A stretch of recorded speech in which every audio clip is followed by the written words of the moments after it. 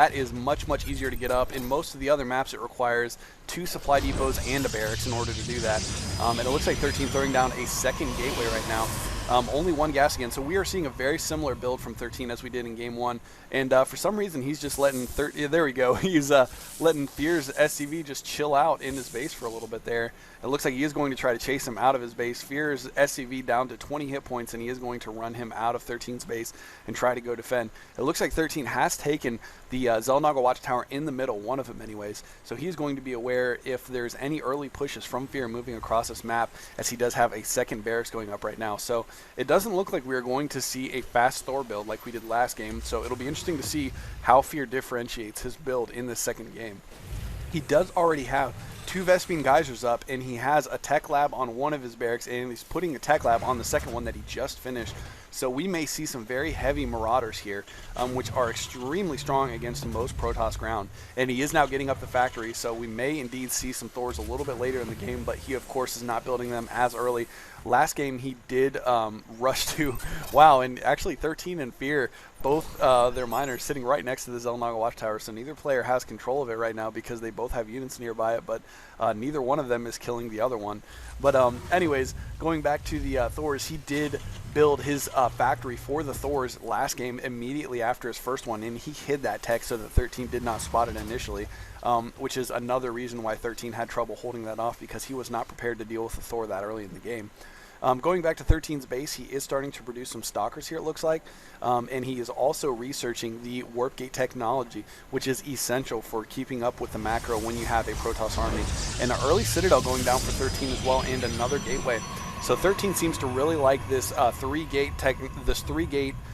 macro game, along with the early Twilight Council to get Blink. So I would imagine that we'll see him researching this again here pretty soon, since he has not started just yet. He does have both of his Vespene Geysers going, so probably going to go for a pretty heavy gas army this game, which against the Marauders, he is probably going to need some more sentries and possibly even Sidestorm to deal with this appropriately.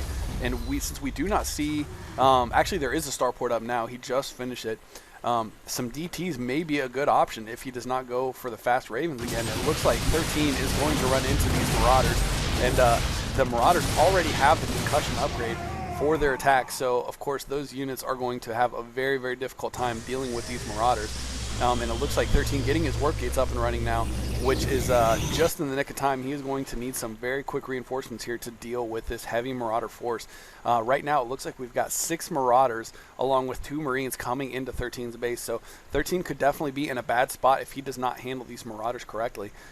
If we take a look at the units overlay here, we can see that 13 is outnumbered with the number of Marauders that are there versus just his Stalkers, which Marauders are very good against Stalkers, so that could be bad news bears for him if he does not get some more units working quickly. We see 3 more Stalkers coming in, 13 gaining a slight unit advantage, but we'll see if he can control these correctly to take out. Losing 1 gateway, so that is going to hurt his production very badly. He needs to get another one up here pretty quick, and it looks like 13 is going to try to chase these Marauders out of his base now that he has the numbers. And oh, nearly getting one, but he's backing off for some reason. No, he is coming back. He is blinking up. Blink just coming online, so he is going to be able to chase these Marauders down. No problem here, it looks like. And trying to get this, do a little bit of fire and run, but 13 blinking right up into the middle of his Marauders, able to take the rest of these Marauders down with ease. And it looks like 13 was able to successfully hold off that attack, and he's going to put up a proxy pylon just outside of the base of Fear, so they can continue to warp in offensive forces right on the front lines. And it looks like Fear has started to pull out some medevacs here, so going to have those medevacs to back up the Marauders, that of course is something that is very, very difficult to deal with. If you get enough medevacs to significantly back up your infantry force, that makes your infantry force basically infinitely stronger because of how difficult it is to deal with those. But it looks like 13 putting up some more gateways. He is going to have 4 warp gates once those are finished and morphed into warp gates. And he is not yet going for the Zealot leg upgrade. We can see on the unit overlay here, 13 does have a slight probe advantage, and he is going for the expansion right now. And it looks like 13 is going to try to break down the entrance of Fear. taking down the supply depot, and now trying to focus fire down that barracks, but not able to get it before these Marauders move up to defend. And of course, with the medevac overhead, 13 is going to back off, and it looks like there are 2 medevacs. 13 continuing to warp in, just strictly going with a mass Stalker army right now. So this army could be very, very difficult to deal with if we don't see more Marauders coming from Fear right now. Although with that blink ability, I would think that he would be able to move up in there and take out some units very quickly. Although it looks like he's, oh yeah, there we go. We see the blink coming in. Manages to basically surround and trap 3 of the Marauders, take those down very quickly, and basically trying to focus fire down these Marauders. And Fear going to GG as 13 is able to do some pretty good micro with his blink there. Although I'm not sure if he GG'd a little prematurely there. 13 says maybe not. 13 trying to focus fire down these last Marauders, but of course you can see how powerful that medevac is.